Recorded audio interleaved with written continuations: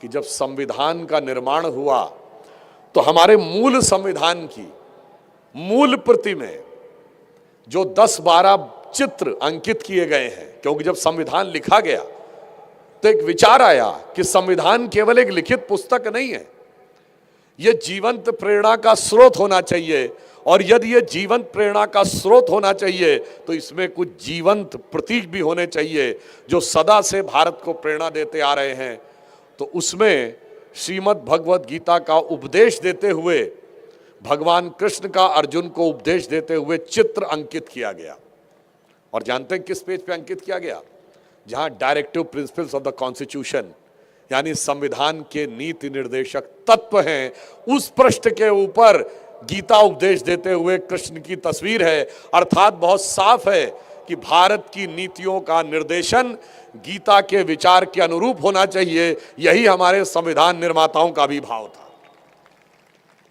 और यह भी देखिए संयोग कि भगवान राम, माता सीता और लक्ष्मण का चित्र संविधान के जिस पेज पर है वो है fundamental rights of the constitution, यानी मूल अधिकार भगवान राम की मर्यादा से प्रेरित होने चाहिए और नीति निर्देशक तत्व गीता के ज्ञान से प्रेरित होने चाहिए। यह हमारे संविधान निर्माताओं का संकेत था। और शायद यही कारण था कि 2014 में जब प्रधानमंत्री श्री नरेंद्र मोदी जी इस देश के पहली बार प्रधानमंत्री बने तो वो सिर्फ एक सरकार बदलने का विषय नहीं था, एक विचार बदलने का विषय था, एक मानसिकता बदलने का विषय था। इसीलिए आपको यदि याद हो तो 2014 में जब वो अपनी पहली अमेरिका यात्रा पे गए थे तो उन्होंने तत्कालीन अमेरिकी राष्ट्रपति बैरक ओबामा को क्या भेंट किया था? श्रीमद् भगवद गीता भेंट की थी।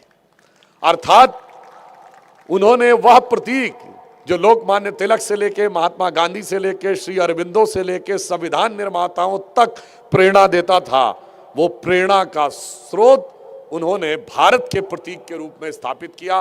कुछ लोगों को उस पर आपत्ति हुई होगी, मैं उस विषय पे नहीं जाना चाहता, क्योंकि वो अपने ही पूर्वज नेताओं के विचार पढ़ लेते तो आपत्ति नहीं होती।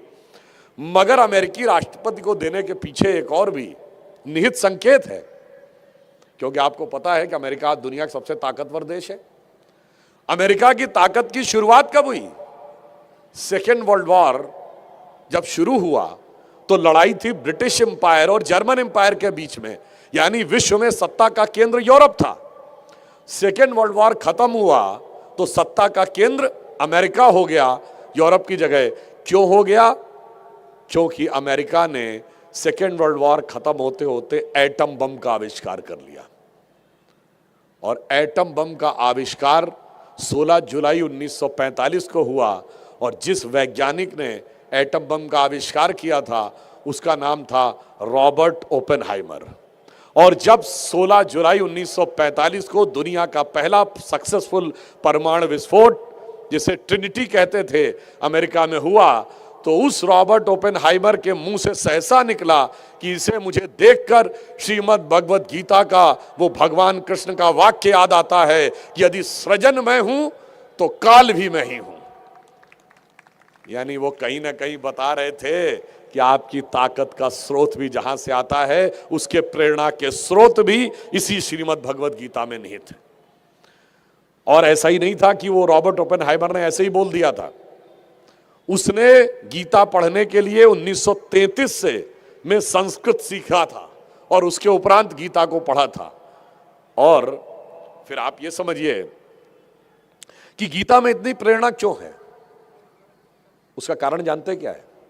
हमारे यहां 3 ग्रंथ माने गए जिन्हें प्रस्थानत्रयी कहा जाता है, यानी ब्रह्मसूत्र, उपनिषद और श्रीमद् भगवद गीता। प्रस्थानत्रयी मतलब जो मुक्ति की तरफ मार्ग प्रशस्त करें, that is the trio for departure of soul. अब अगर आप देखें तो गीता क्या है? समस्त उपनिषदों का सार जो है वो गीता में है। जो प्रसिद्ध श्लोक है आप सबको पता होगा, सर्वोपनिषदो गावो दोग्धा गोपाल नंदना पार्थो वत्स सुधी भोक्ता गीता दुग्धामृतम महत। यानी समस्त उपनिषदें गाय हैं, भगवान कृष्ण उसको दुहने वाले ग्वाले हैं, मगर गाय से जब दूध निकाला जाता भारतीय परंपरा में, तो ये मशीन लगा के नहीं निकाला जाता है। वत्स यानी बछड़ा, गाय का बच्चा उसके साथ होता है, क्योंकि हम मानते हैं उस दूध के पे पहला अधिकार उसका है अपनी मां के दूध के ऊपर। तो वो बछड़े अर्जुन हैं जो माध्यम बने, और फिर जो दूध निकला वो अमृत है जिसको सभी संत जन जिसका पालन करते हैं। अब इसी श्लोक का गहरा अर्थ समझिए। भगवान कृष्ण ने इसमें गीता को दुग्ध ही क्यों कहा? वो शहद भी कह सकते थे, वो किसी फल का रस भी कह सकते थे, वो नेक्टर भी कह सकते थे, दुग्ध ही क्यों? कारण जानते क्या है? उन्होंने दुग्ध वो चीज है जिसके अंदर एक अंतर्निहित शक्ति है जिसे आपको प्रयत्न के द्वारा प्रकट करना पड़ता है। जैसे आप शहद लेंगे तो उसके अंदर कोई चेंज नहीं आता है, आप किसी फल का रस निकाल लेंगे तो उसमें कोई चेंज नहीं आता है। परंतु दुग्ध क्या होता है? भगवान कृष्ण निष्काम कर्म के प्रतीक है ना। और वो कैसे प्राप्त होता है?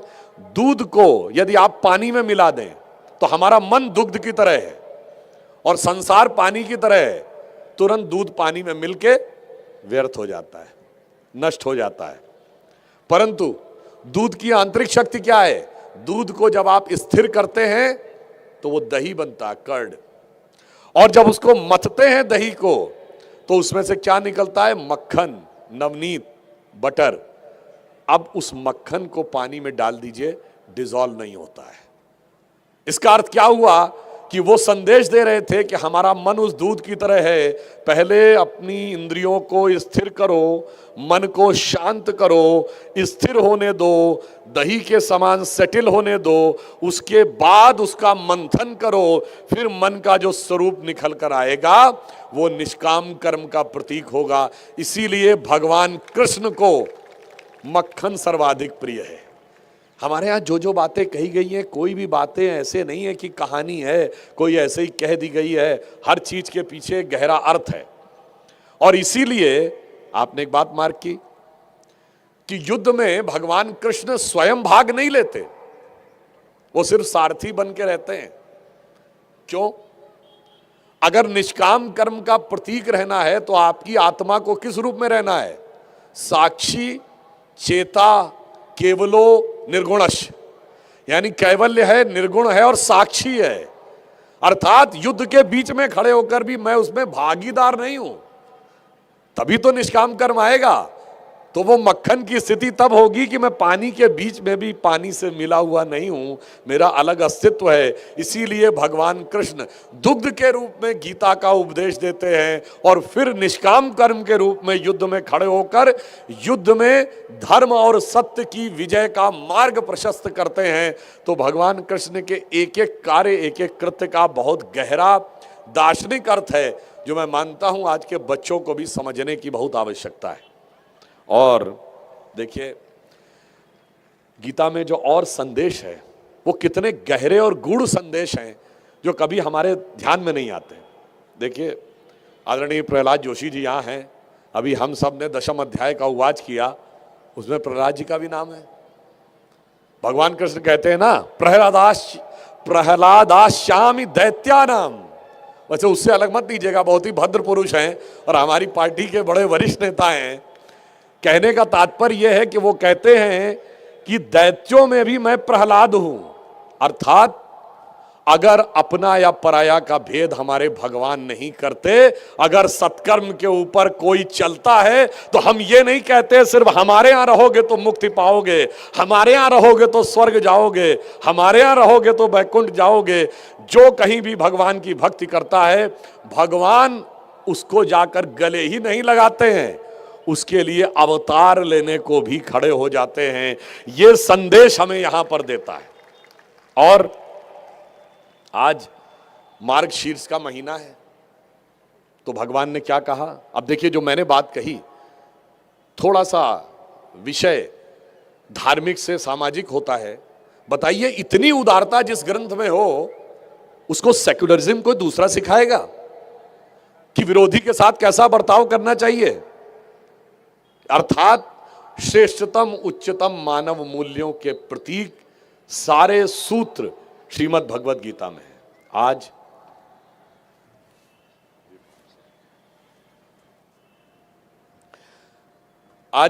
जो महीना है वो हमारे हिंदू पंचांग के अनुसार मार्गशीर्ष का महीना है। और भगवान ने क्या कहा, इस महीने का क्या महत्व है, मासा नाम मार्गशीर्षो हस्मि। मगर उससे पहले की पंक्ति में क्या कहा, छंदसा नाम अपि गायत्री, अर्थात छंदों में जो गायत्री का महत्व है वही मासों में, महीनों में, मंथ्स में मार्गशीर्ष का महत्व है। और हमारे बहुत से बच्चे जो यहां बैठे हैं उनमें से शायद अगर बच्चों को पता होगा, जिनको नहीं पता तो मैं बताना चाहता हूं, गायत्री हमारा मंत्र भी है और गायत्री छंद भी है। क्योंकि वो मंत्र एक विशेष छंद में बोला जाता है। गायत्री छंद वो है जिसमें 24 स्वर होते हैं और वो 8-8 के 3 भाग में विभाजित होते हैं। उस छंद को गायत्री कहते हैं। चूंकि यह छंद समस्त वैदिक मंत्रों में सर्वश्रेष्ठ माना गया है, इसलिए उन्होंने कहा छंदों में मैं गायत्री हूं। और यहां से एक और बात समझिए, हमारे जितने धर्म ग्रंथ हैं जिस भी भाषा में लिखे हुए हों वो छंद में लिखे हैं, स्ट्रेट लाइन में नहीं लिखे हुए हैं, वो एक लय में है। इसीलिए सारे के सारे जो वेद थे, हमको ये बताया जाता है, बचपन में पढ़ा था कि साहब वेद श्रुत परंपरा में थे, यानी सुनकर एक दूसरे को जनरेशन जनरेशन ट्रांसफर हुए, चूंकि वो लिखना नहीं जानते थे। अब ये बताइए, अगर कोई ये कहे कि जिन लोगों ने नक्षत्रों की गणना कर ली, पूरे ब्रह्मांड और सौरमंडल की गणना कर ली, वो लिखना नहीं जानते थे। जिन्होंने ट्रिग्नोमेट्री और ज्योमेट्री खोज ली, वो लिखना नहीं जानते थे। जिन्होंने आयुर्वेद खोजा, जिन्होंने योग खोजा, वो लिखना नहीं जानते थे। जिन्होंने परमाणु का डायमीटर से लेके ब्रह्मांड की आयु तक कैलकुलेट कर ली, वो लिखना नहीं जानते थे। यदि कोई ये व्यक्ति कहे तो इसका अर्थ होता है कि वो, मतलब मैं कहूं अज्ञानी नहीं, मूर्ख नहीं, इसे तो पागलपन की सीमा तक कहा जाएगा कि कोई कहे कि इतना बड़ा ज्ञान जिनके पास था वो लिखना नहीं जानते थे। इस संदर्भ में मैं कोट करना चाहता हूं जर्मनी के एक बहुत बड़े फिलोसोफर ऑर्थर शोपेनहावर, जिसने उपनिषदों का संस्कृत में अनुवाद किया, उसने ये कहा था कि उपनिषदों का जो सार है ये मैंने समझ लिया, ये मेरे जीवन का सार है और यही मेरी मृत्यु का सार भी होगा। और उसने कहा कि Upanishadic philosophy is the height of human wisdom.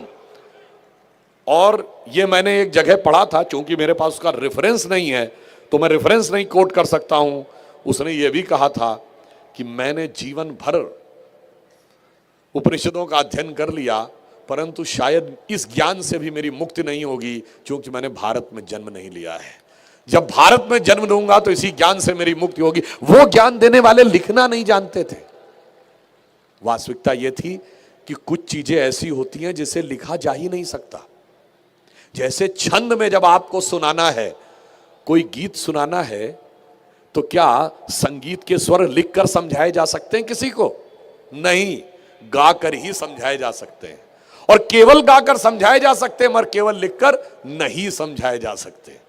और हमारे यहां सारे वैदिक मंत्र छंदों में थे। वहां से लेकर जो भजन लिखे गए वो छंदों में लिखे गए। रामचरितमानस की चौपाइयां लिखी गई, वो छंदों में लिखी गई।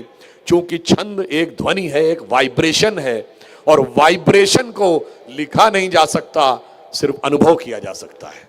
इसलिए हमारे यहां श्रुत परंपरा थी, यानी एक वाइब्रेशन से दूसरे वाइब्रेशन की तरफ जाइए, तब आपको वह बात समझ में आती थी। और इसलिए मैं कहना चाहता हूं, इस वाइब्रेशन ने सिर्फ प्रेरणा हमको नहीं दी है, इस वाइब्रेशन ने यह भी प्रेरणा दी है विश्व के बड़े से बड़े लोगों को। मैं बताना चाहता हूं, बहुत से लोगों के मन में यह एक फीलिंग आती है कि भाई हमारी जो संस्कृति है, हम खामखा में उसके बारे में गर्व करने लगते हैं। तो मैं याद दिलाना चाहता हूं, जिन बच्चों ने साइंस पढ़ी होगी या हम सब में जितने साइंस पढ़ी होगी, तो परमाणु का जो एटॉमिक स्ट्रक्चर है उसमें नील्स बोर का मॉडल है। डेनमार्क का साइंटिस्ट था नील्स बोर, और नील्स बोर ने अपनी किताब में लिखा है कि ज्ञान के लिए मैं उपनिषदों की तरफ देखता था। यह नोबेल प्राइज विनर है फिजिक्स का।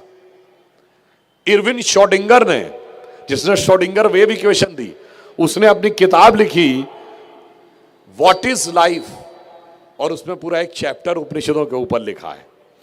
तो हम इसलिए कह सकते हैं कि प्रेरणा का यह स्रोत विश्व के बड़े से बड़े वैज्ञानिकों को प्रेरणा देता रहा।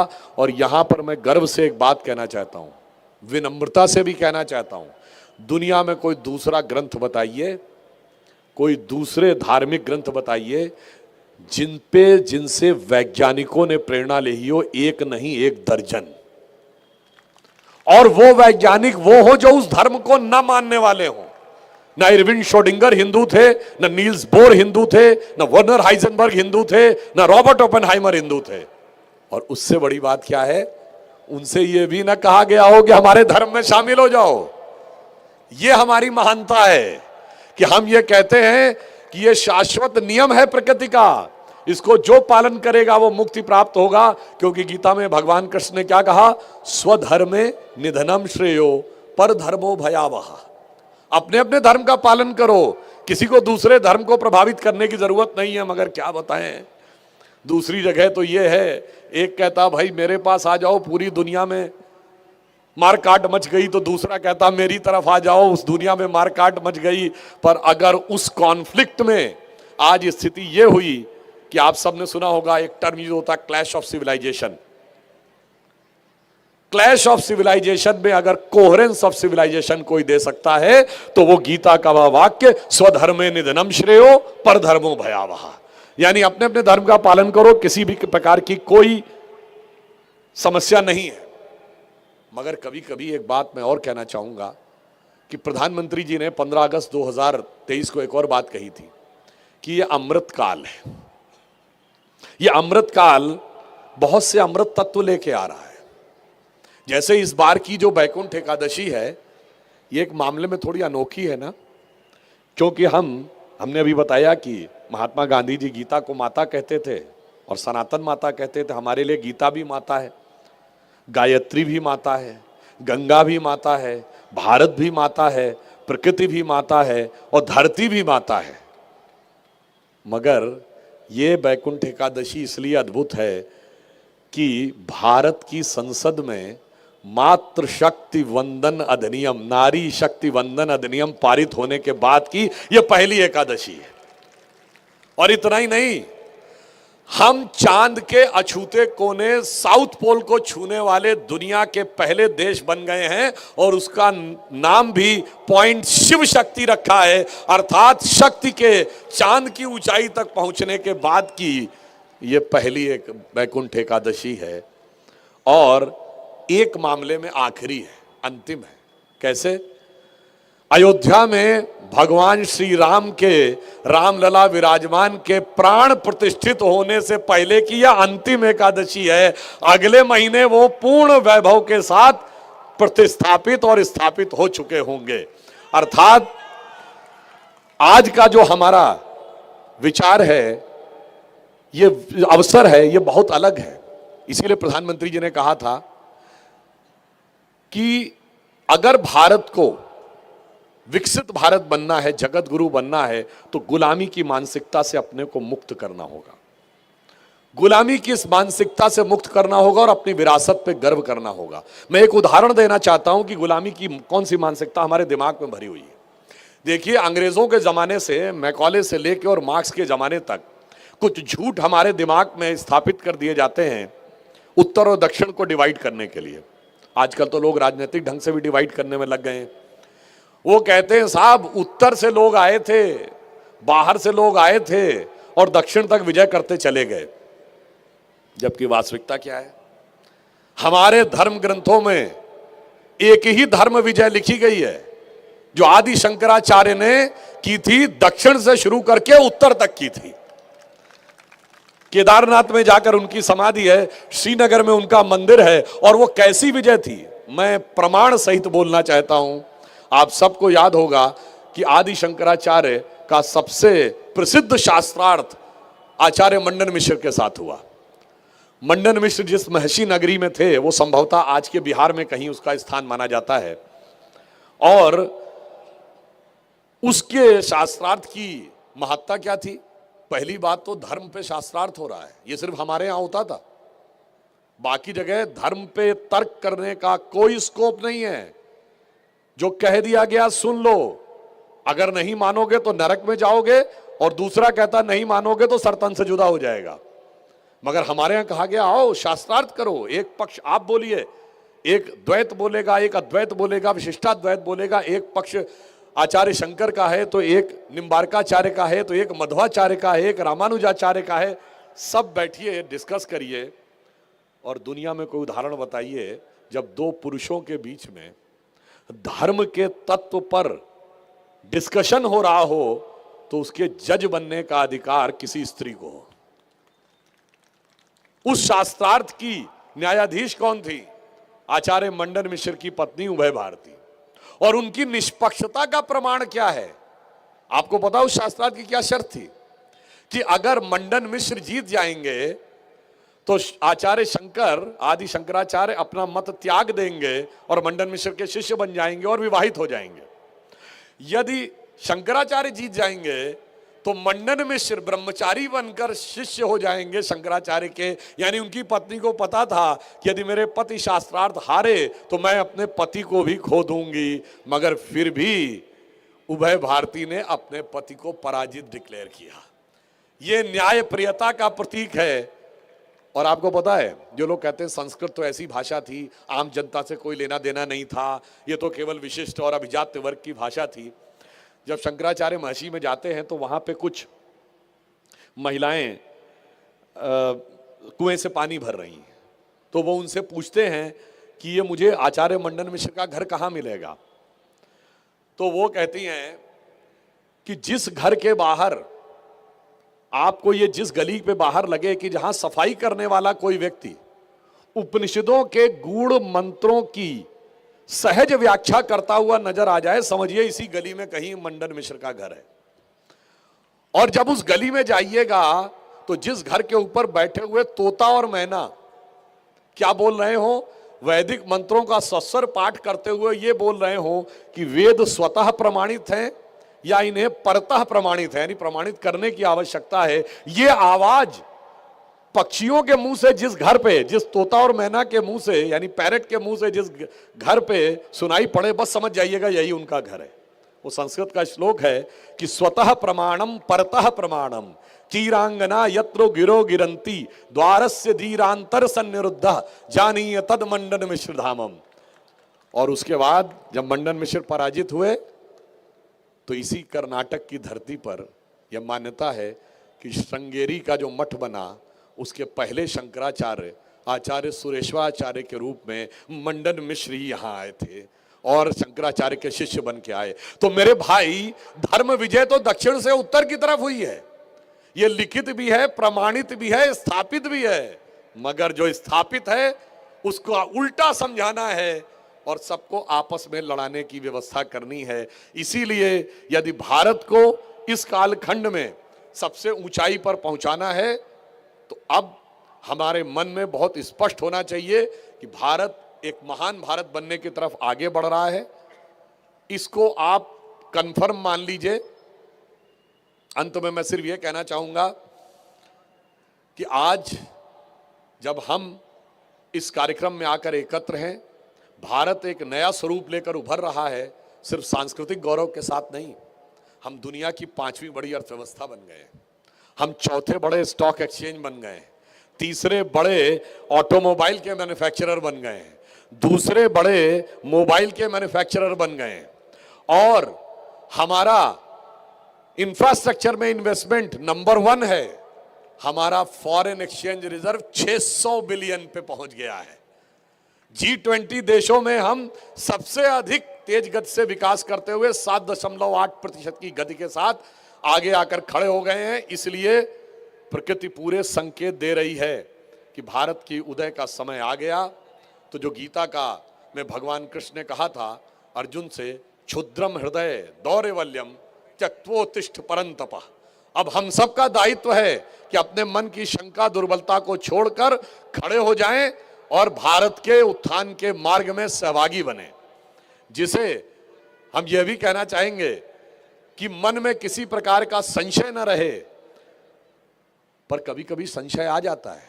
भगवान कृष्ण ने गीता का पूरा उपदेश दे दिया था, फिर भी अर्जुन का संशय समाप्त हो गया था क्या? नहीं। अर्जुन ने कहा महाराज वो सब तो ठीक है, मगर इतने बड़े बड़े लोगों से जीतूंगा कैसे? तो फिर भगवान ने विराट रूप दिखाया था और फिर कहा था देखो ये तय है, तुम्हें सिंहासन पर बैठना है, बाकियों को भूमि पे रहना है। तो अर्जुन ने कहा महाराज जब तय है तो फिर किस बात का रक्तपात करना, आप पलक झपकाइए, मैं सिंहासन पे बैठा हूंगा, बाकी भूमि पे पड़े होंगे। तो भगवान ने कहा तय तो है, मगर मिलेगा कर्म के सिद्धांत के अनुसार ही। तो उसी प्रकार हमारा भविष्य तय तो है, हमें बस सही कर्म करना है। और अंत में एक बात मैं और कह दूं, भगवान कृष्ण ने अपने जीवन में एक चीज और भी दिखाई है।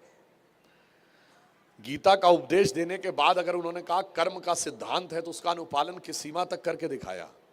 भगवान कृष्ण ने अपना शरीर कैसे छोड़ा था, जहां महाभारत का अंत हुआ था, वो युधिष्ठिर के राज्याभिषेक से नहीं, यादवी वंश के नाश से नहीं, द्वारिका समाप्त होने से नहीं। भगवान कृष्ण लेटे थे और एक बहेलिये ने तीर मार दिया था और जिसकी वजह से उनकी मृत्यु हुई। वो कैसे हुई थी? गांधारी का श्राप था। तो भगवान ने दिखाया कि यदि सही कार्य के लिए भी मुझे कोई ऐसा कार्य करना पड़ा तो कर्म के सिद्धांत के अनुसार उसका प्रतिफल मैं सहन करने को तैयार हूं। अर्थात महाभारत दिखाता है कि ये आसुरी शक्तियों पर दैवी शक्तियों की विजय का प्रतीक नहीं था, एक स्त्री के सतीत्व की विजय ईश्वर के ईश्वरत्व के ऊपर उसका प्रतीक था। तो अंत में सिर्फ मैं कहना चाहता हूं, सब कुछ तय है। हम दुनिया के अब सबसे बड़े देश हो गए आबादी के हिसाब से, biggest nation in terms of population and youngest nation in terms of population, और oldest nation in terms of civilisation. तो हमारा एक गौरवशाली अतीत है और स्वर्णिम भविष्य है। तो मैं सिर्फ कहूंगा गौरवशाली था भूत, यानी भूतकाल, पास्ट, गौरवशाली था भूत, भविष्यत भी महान है अगर संभालें आप उसे जो वर्तमान है। और बस संभालना कैसे है, मैं स्वामी जी के प्रति निवेदन करते हुए कहता हूं, भारत मां अंगड़ाई लेती, भारत मां अंगड़ाई लेती, सुप्त चेतना जाग रही, ऋषि मुनियों की देव धरा फिर अपना रूप संवार रही।